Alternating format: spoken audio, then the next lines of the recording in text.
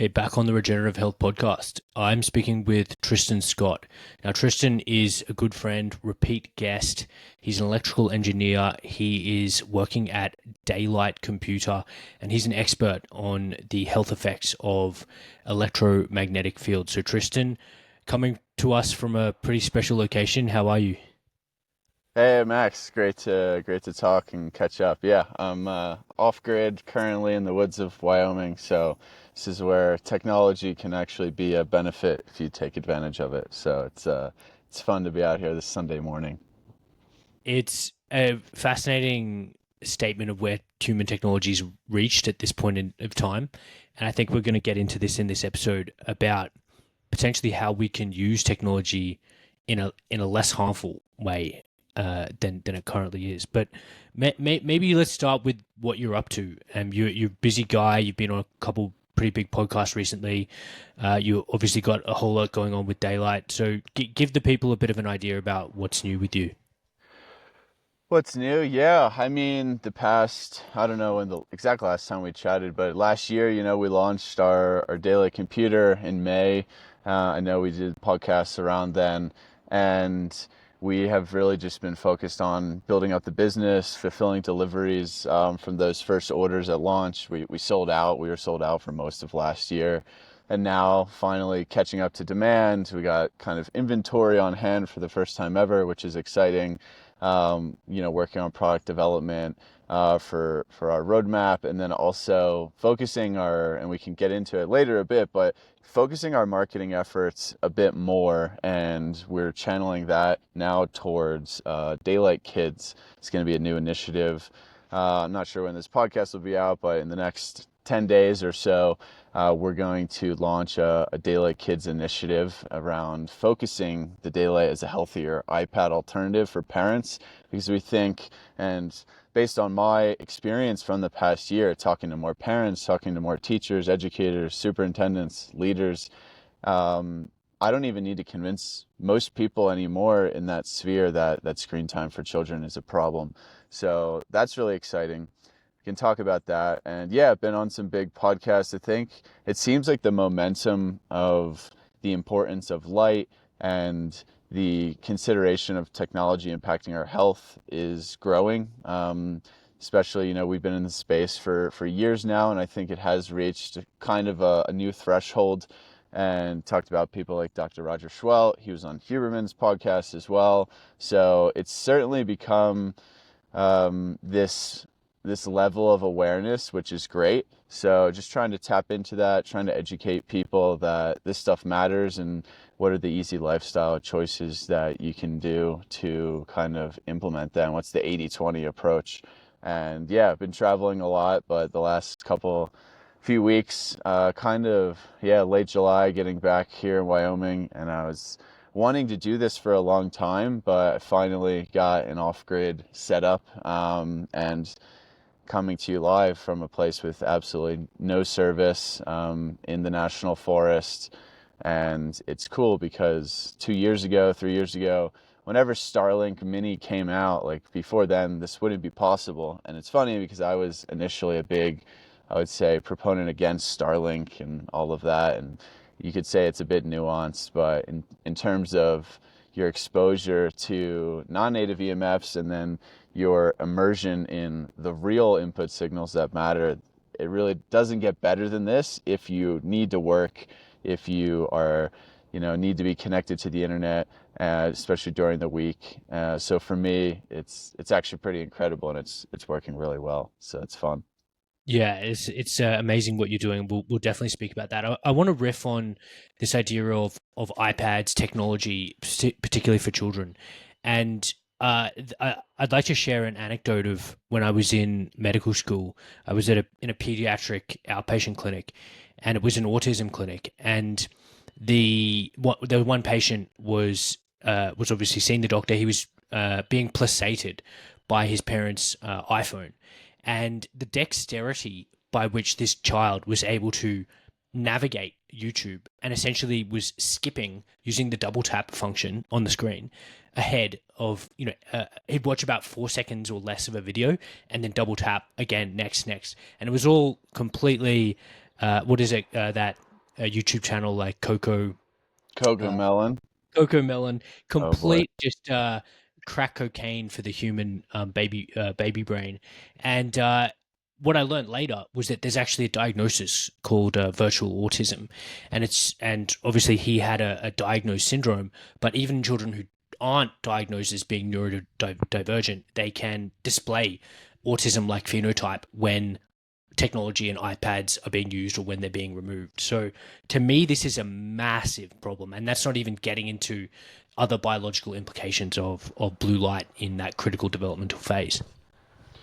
Yeah, I mean, it's something that I think people again are aware of, but then you look at the research and you're like, wow, this is it's not even debatable. And then you look in real life, anecdotally, as you just had an example of, and it's just so bad. And I'm not even often around children, but when I see them traveling and all these things, it's really scary. And you know, the research shows that not autism, for example, but ADHD. If you spend, I think it was 4 to 5 year olds, if they're more than 2 hours a day of screen time, they're 7x more likely to have like ADHD type symptoms. And of course, that alone is a spectrum ADHD, but it's like blatantly obvious. And then speech development and overall the correlation between the amount of screen time when they're young, and the younger it is, the worse off the outcomes are, and then the developmental delays is really undeniable. And this is coming from, the very centralized, the very just standard pediatric journals. This is not even something fringe. This is known, and they don't recommend it. And I think it's crazy now. And the biggest eye opener for me is that in the US, I talked to all these superintendents in New Hampshire, and I didn't realize that one-to-one learning started as early as kindergarten. They're giving kids Chromebooks when they're 6 years old in some of these states. And by second grade, by 7, 8 years old, it's pretty much ubiquitous across the nation in terms of getting a personal device.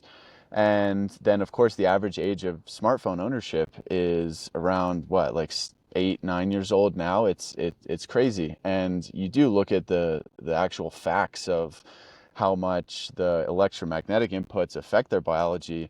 And something that's always profound that I think people don't realize is that their retinas let in almost 50% more blue light.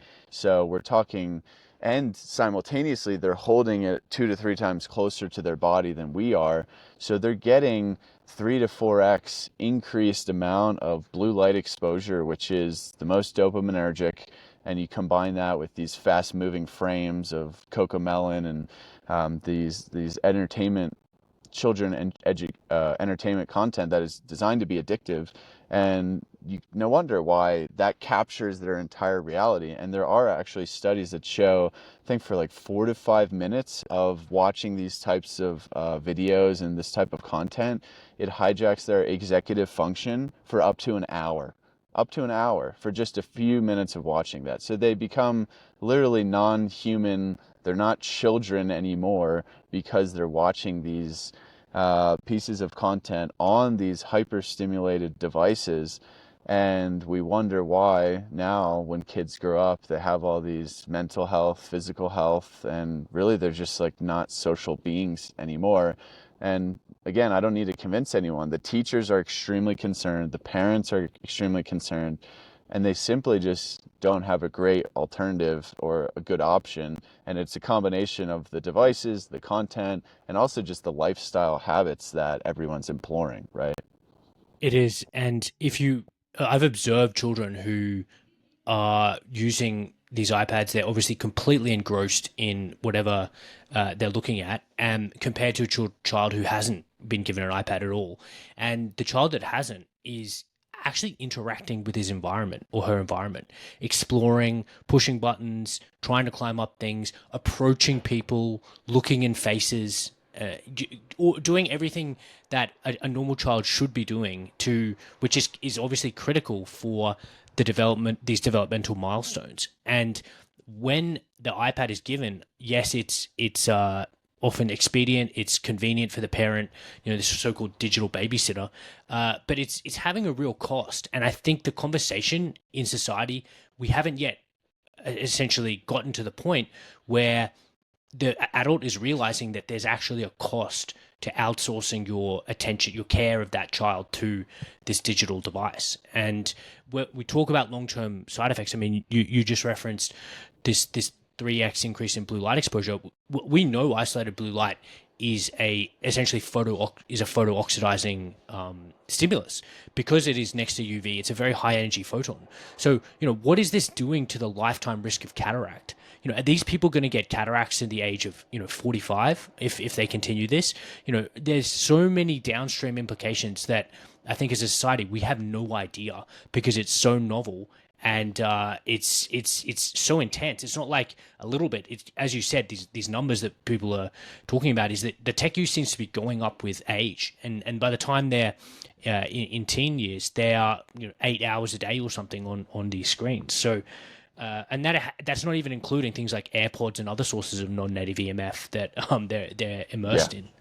Yeah, I mean, it's inherently, I think cataract's probably the the least concerning thing, right? I mean, they're getting these metabolic dysfunction diseases like so young now, and we wonder why. And it's because their bodies are developing and optimizing for this artificial, completely artificial reality. So they're getting mitochondrial dysfunction at such an early age when they should be instead taking in input signals to inherently make their biology more robust and optimize for the real world. Instead, they're optimizing for this digital world.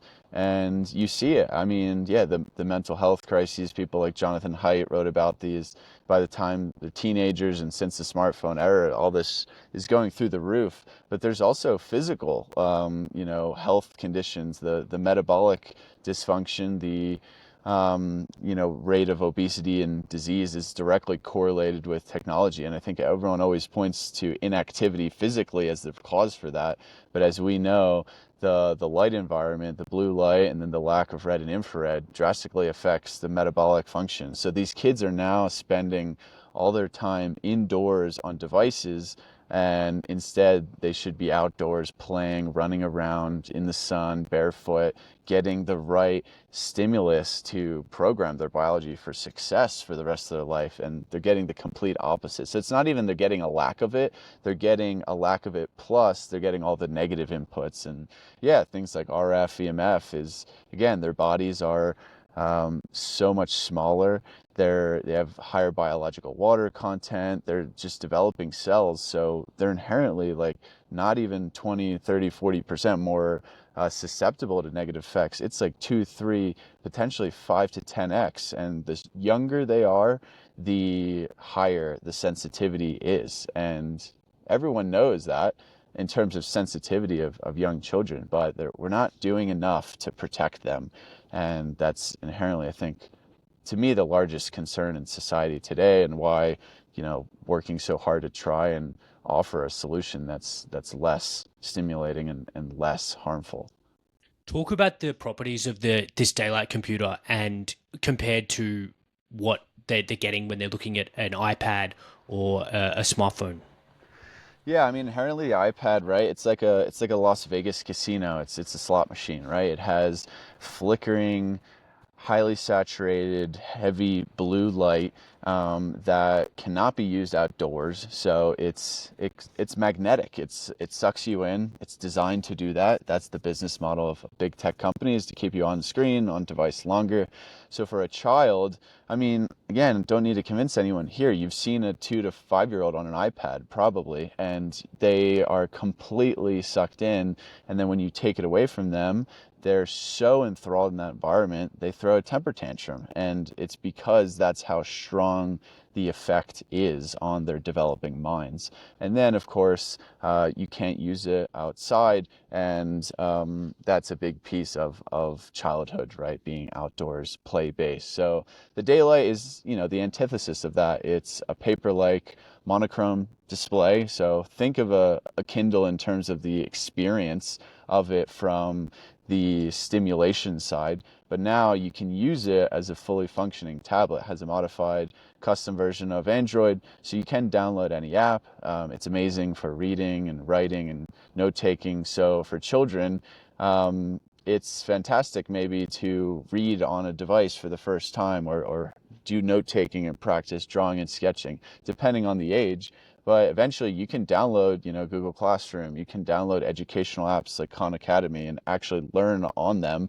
And it really offers the lowest stimulation solution as a tech product, because like we started this kind of conversation, technology can be great.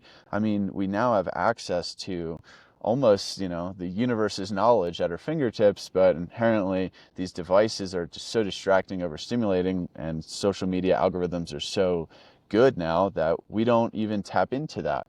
And we just outsource our thinking and attention because we can't help ourselves. So if we remove the medium of the hardware interface being so distracting, overstimulating, we can actually then focus on what technology was originally meant for, and that's just learning and augmenting the human experience. So it's the same for children, right? Like the whole point of having children is to pass on information to the next generation at a younger age so they can start from a better place. And then by the time they're our age, they're going to be, so far beyond innovating and pushing the next frontiers.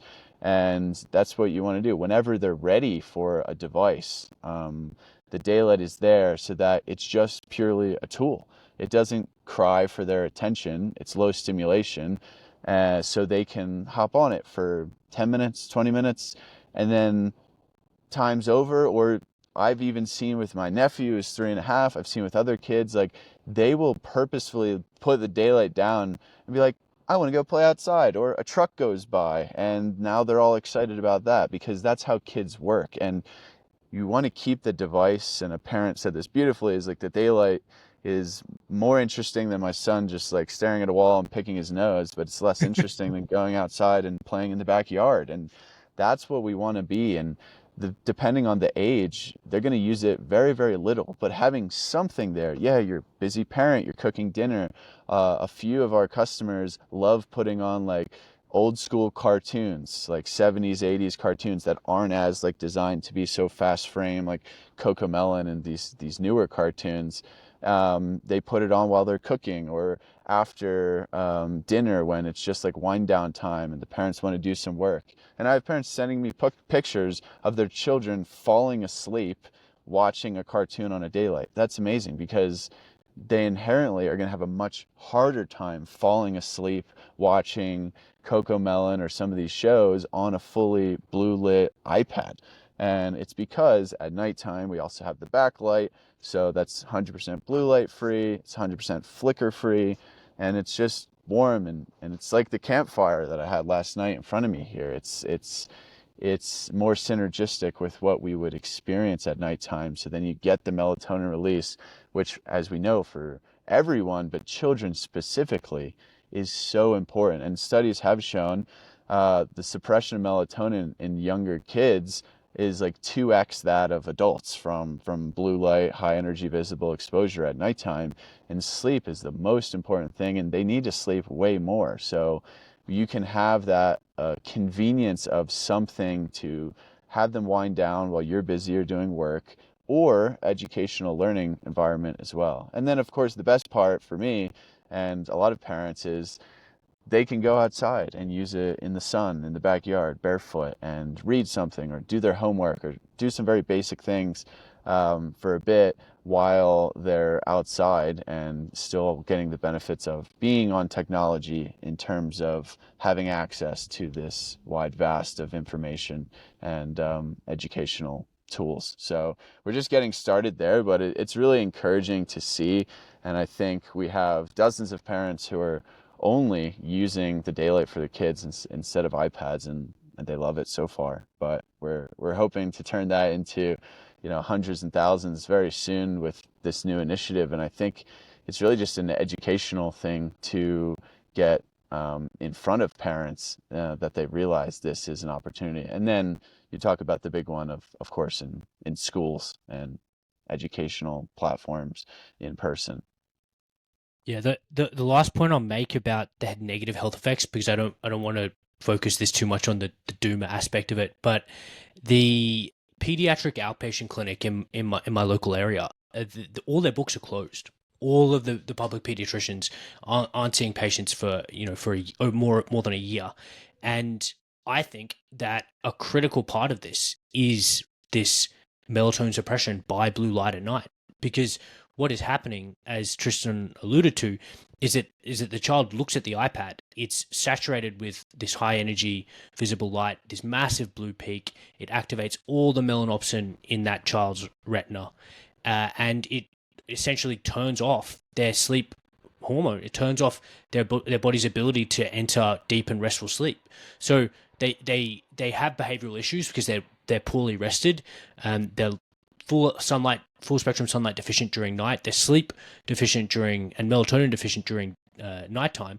They go to the pediatrician because they are having defiant behaviors and all kinds of other neuro developmental and behavioral issues, and then they get put on supplemental melatonin, as well as probably fluoxetine and sometimes even risperidone. So, antidepressant, antipsychotic medications, and it's a cycle. It's a vicious cycle where they become, and then later on, perhaps they also get put on there's dexamphetamine, methylphenidate for stimulant effect. So they almost get incepted into a cycle of pharmaceutical treatment for neurodevelopmental issues and behavioral issues, which have their genesis in a excess of blue light at night, a disrupted circadian rhythm, a lack of full spectrum sunlight, and the critical problem here is their light exposures, their device use,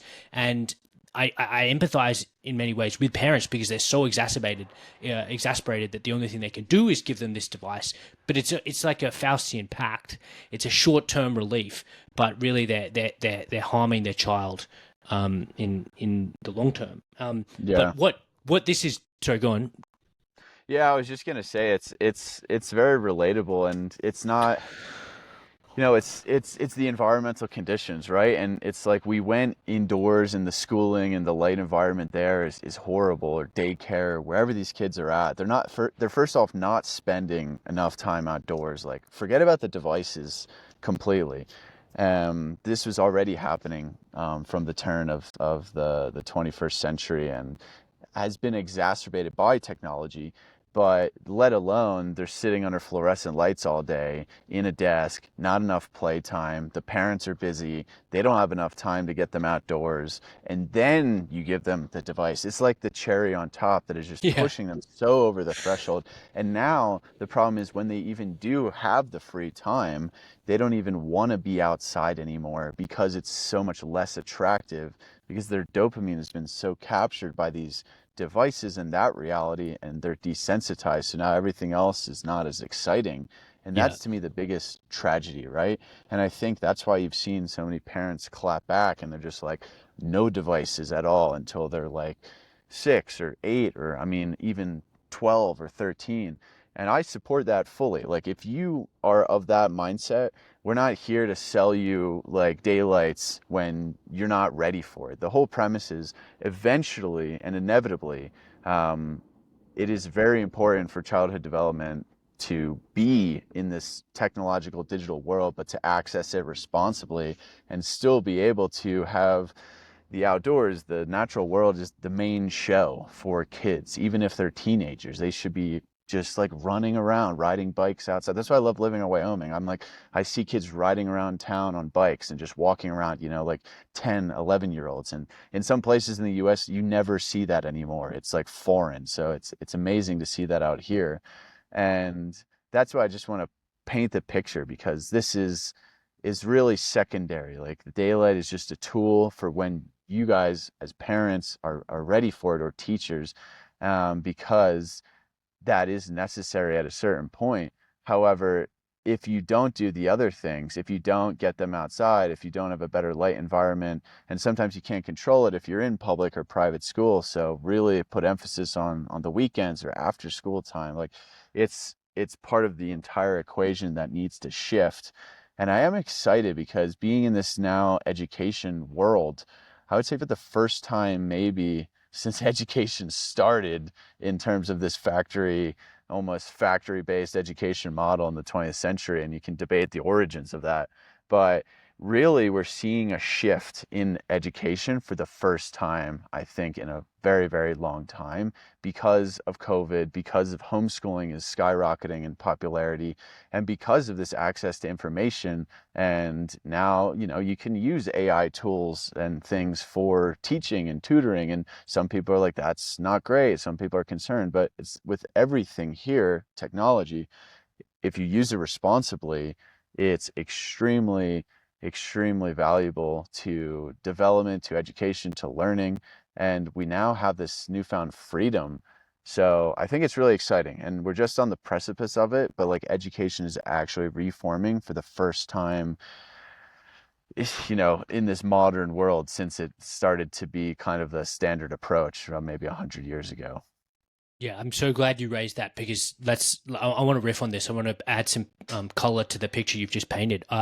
The modern education system essentially evolved to provide compliant, worker drones for an industrial revolution. You cram all the kids into a room in lines of desks. They all have to face the front, and they're there for something like 8 hours. Historically copying lines off the blackboard. What with these tools that we now have, I think the future is so bright for people who are aware of these issues, because what I've envisioned is outdoor learning. Like I think the Germans had a couple forest school concepts. Maybe it was Rudolf Steiner. Yep. Everyone has their bare feet on the ground. Everyone is surrounded by greenery, so they're getting massive amounts of near infrared light, which we know from Zimmerman and Ryder's work is essentially being concentrated into the deep regions of the brain, into the cerebrospinal fluid. And they're using a daylight computer. They are using AI tools to tailor a really appropriate and advanced curriculum at the speed of that student. And suddenly you are completely flipping the book on modern education. They're not under this artificial light. They're not sitting under a Wi-Fi router, and they're probably not even spending that many hours a day learning. They don't need to be there for 8 hours. You could do the learning in an hour and a half, 2 hours, and then rest of the time, be a human.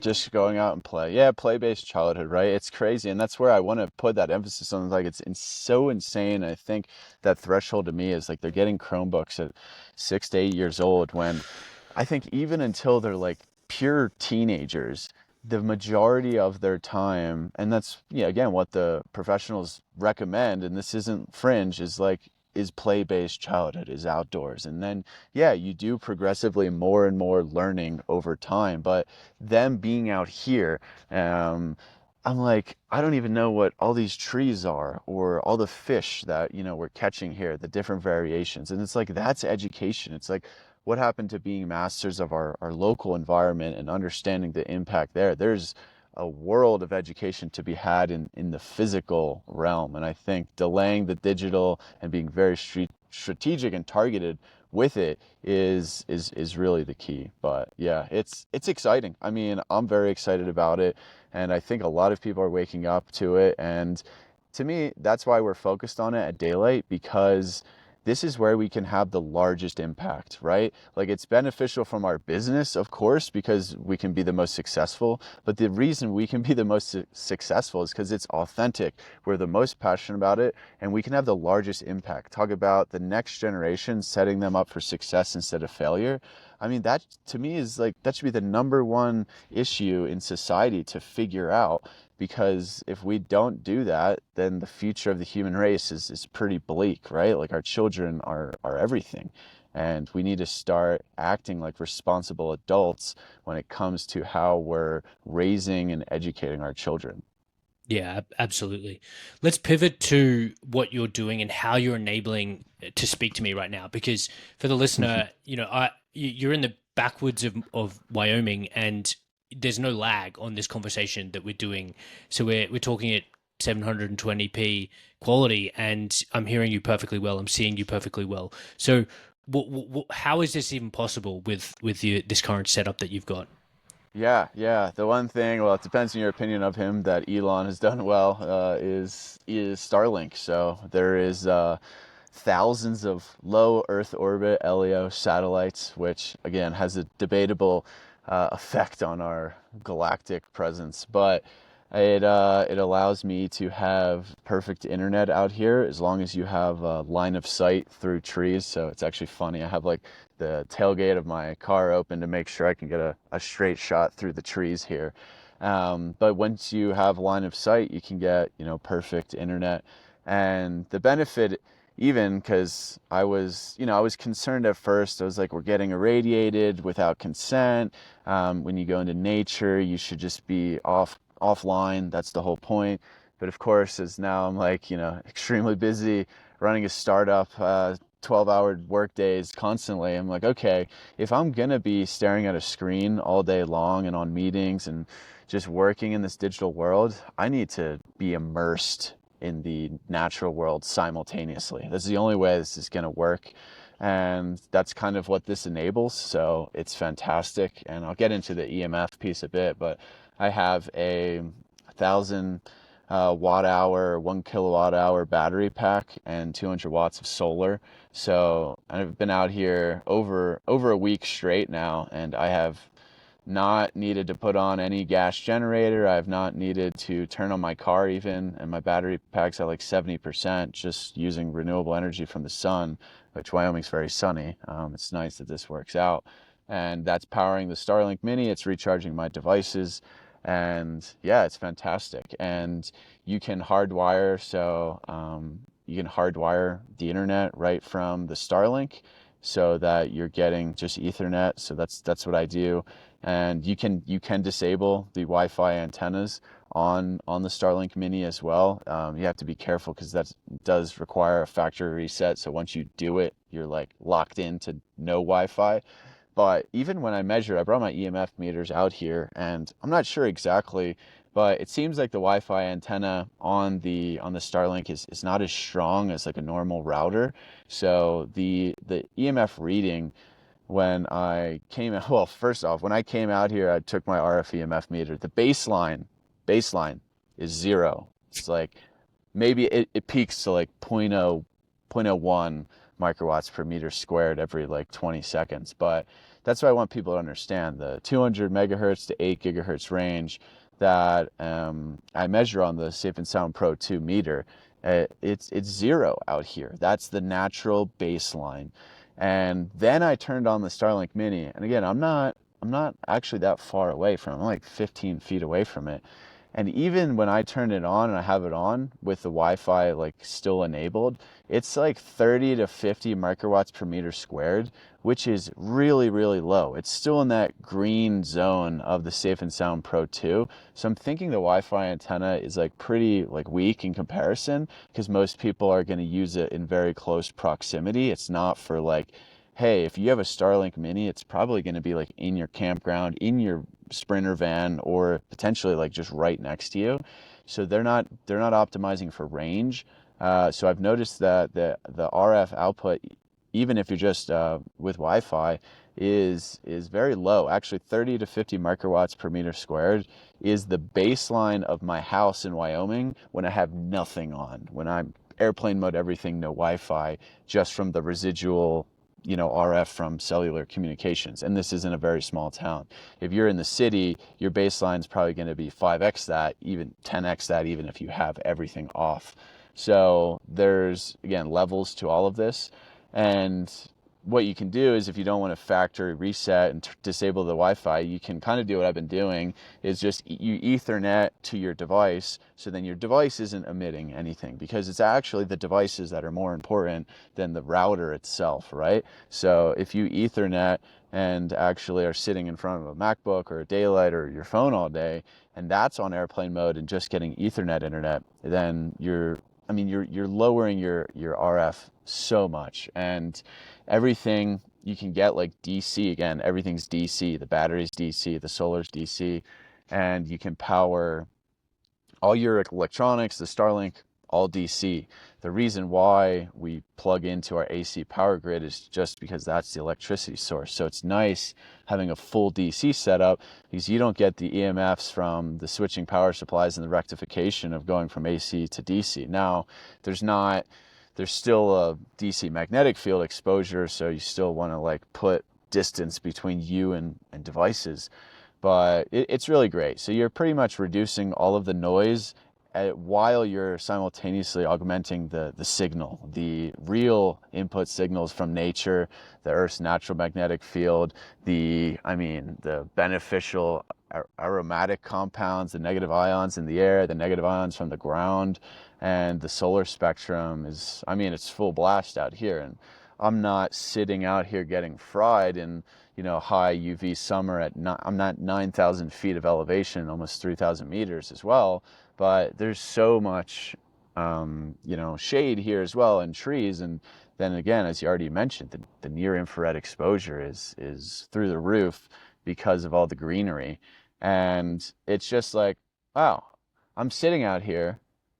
I had a buddy visit me too. He's like, this is it, man. This is like, he's like, you figured it out, because I think everyone's yearning, right? Like that work environment it's such a drag. But if we can somehow figure out how to become synergistic with our natural world and still be in the digital medium, that to me is the biggest unlock. So I know people in Sprinter vans kind of do this, but I wouldn't be surprised if this becomes like extremely, extremely popular in the coming years. And my goal is to spend 75% of days and nights up until mid-October doing this. And I need to kind of get a few more things, but we're talking about a reasonably affordable setup. I mean, people spend $5,000 on a rooftop tent. They spend $100,000 on a Sprinter van and all this overlanding stuff. And for a couple grand, you can get a mini Starlink Mini, a battery pack, and camp chairs, solar tables. It's really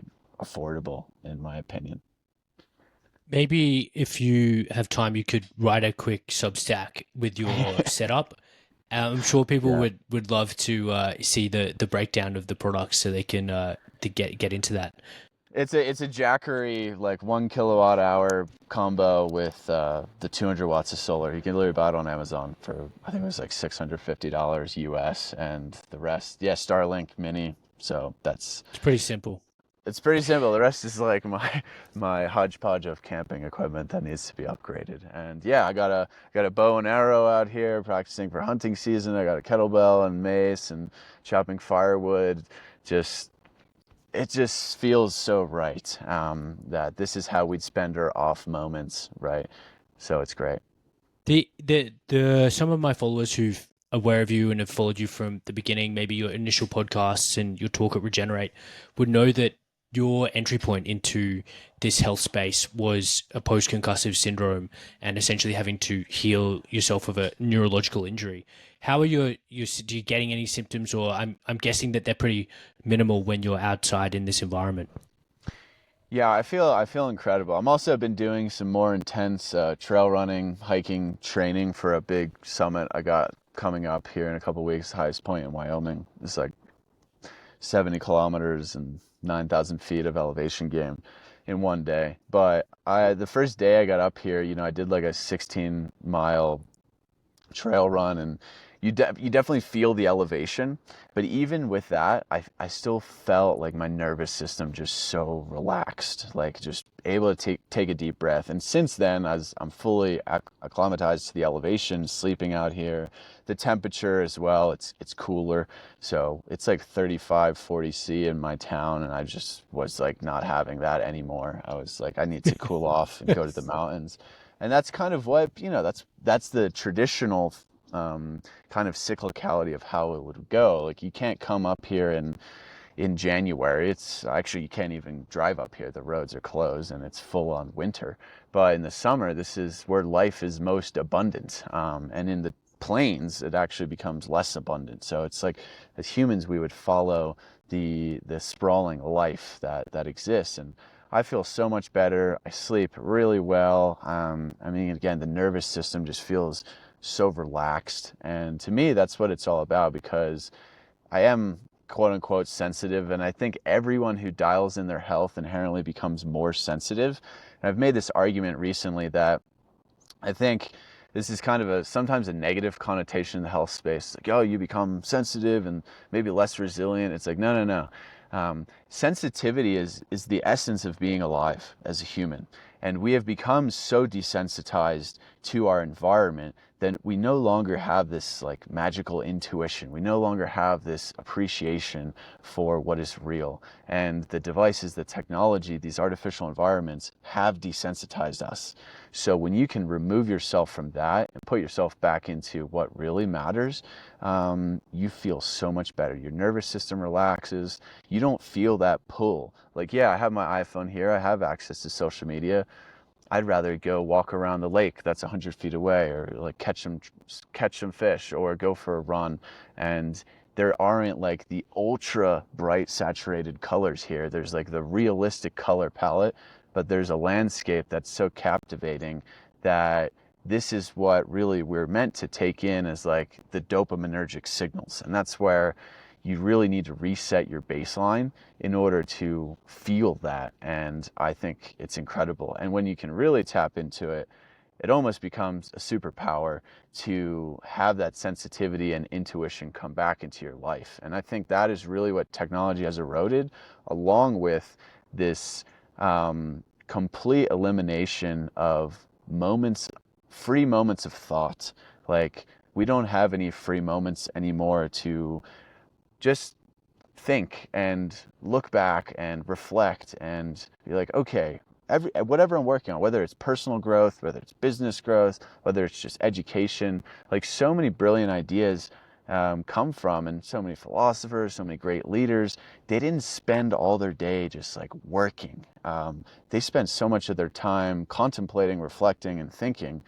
And now it's extremely challenging to do that. And I find being in a very natural setting, like I wake up at 7 a.m. and sometimes I don't turn Starlink on until 9, or I wake up at 6:30 and I don't start working until 8:39, because I spend the first hour and a half like walking around, being in nature, gathering firewood, shooting my bow, making breakfast. And that allows me to really reflect on what I'm going to do for the day, the past few days of work, personal growth, and then just the appreciation for what matters. And I find my nervous system and my overall health is so much better off because of that. So yeah, I don't really have any negative effects other than when I go to run up to 12,000 feet or 13,000 feet. Of course, I get hypoxic and, I'm a bit worn from that, but that's, I think, quite normal. So yeah. Yeah, so hormetic beneficial stress. But the point about contemplation, anyone who's done any even a little bit of meditation has noticed that thought springs from the stillness. When you're doing nothing, when your mind is clear, you can have some of your best ideas in that stillness. And just like you, hiking in nature, usually by myself with no one else, is when I've gotten the most clarity and the most breakthrough when it comes to everything that you've talked about, all those little different domains of life. About a month ago, we did our circadian living retreat, and we were teaching people a lot of what you right now, Tristan, are doing just naturally in this setup that you've got in the middle of the backwoods there. And not everyone, I guess the message here is not everyone potentially can go the whole hog at this point, but if you can work towards a setup, a lifestyle, a routine that includes just more of these components, then you are going to be doing so much better for your health, for your cognitive function, for your inner peace, than simply being trapped inside. And it's like reteaching people how to be a savage human and a wild human. And when I say that to people, they kind of look at me a bit funny, but that is the process of a lot of what this health story is, this mitochondrial story. It's how do you give your mitochondrial colony what they want? Well, you have to be a savage human again. You have to be in touch with the light dark cycles. You have to have your bare feet on the earth. You have to jump in the cold water in the morning and eat some of that locally harvested game for during the day. It's a remembering, and I think that's one of the catch lines of Dr. Paul Sardino, I know, who you spoke to recently, is the remembering. So yeah, any maybe talk a little bit about your thoughts about that and how this message is potentially getting out. Yeah, yeah. I mean, I totally understand that. I mean, people probably look at me and they think like a lot of this is completely unrealistic. And I've been working towards this for years and years, and I'm very thankful I have a remote job. And to be honest, this is like on brand for daylight, right? So it's very fortunate. But what I want to always preface is that you can be a weekend warrior and get a vast majority of these benefits, even if you're working 9 to 5 in office. I mean, even if your kids are in school as well, it's the same thing, right? And a lot of these studies, like the CU Boulder study about a circadian reset from just one weekend camping. I read another study yesterday or Friday that said the same thing about natural killer cells in your immune system can increase 50% by forest bathing. This is a Japanese study. I've been going down this air ionization benefits of being in the forest rabbit holes, and it goes beyond just red light and grounding. Like it's so multidimensional, and we don't even really understand. But most of the data suggests that 2 to 3 days out in the wilderness really carries through for kind of the rest of the week, if you want to say. So if you're constantly like prioritizing your weekends to be immersed in nature, and then during the week doing the best that you can, that is huge. I mean, that's like a step function increase in being exposed. And yeah, it's also funny. I was talking with my friend here. It is crazy because not very long ago, we were just living pretty much outside. I mean, the West in the U.S. is a prime example where it was crazy. I mean, people were up here just hunting, fur trading, but we have this luxury now to where it's much safer actually to be out in the wilderness, or you can have that kind of relaxed nervous system because I don't really have a super high fear of running into another human that could potentially kill me, because that's what used to happen like 150 years ago. Or I am aware of like the wilderness and the wildlife that could potentially harm me. And worst case, I do have internet. I do have like a satellite in reach, and I am close enough to population centers to where I know it'll be all right. And I'm not going to run out of food because I can stock up and then come out here supplement with locally caught trout or game.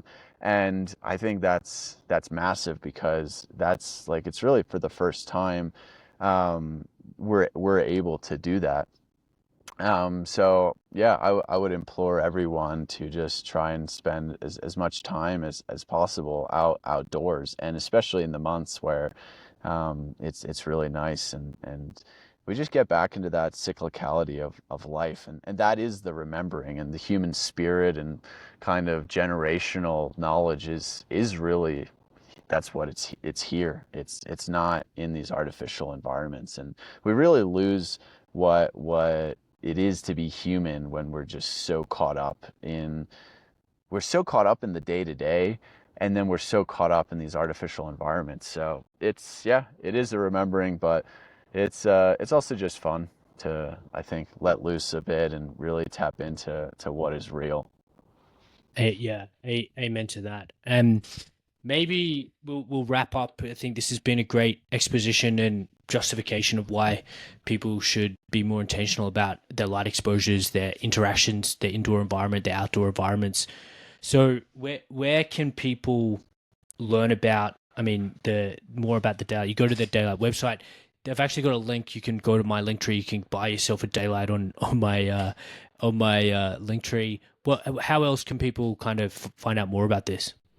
Yeah, so we're gonna launch kids.daylightcomputer.com. So that's gonna be a whole new website, a kids bundle, like education and also anecdotal kind of experiences for parents, with a kids case and different stylists. So that's coming in the next week. So depending on when this comes out, but end of August.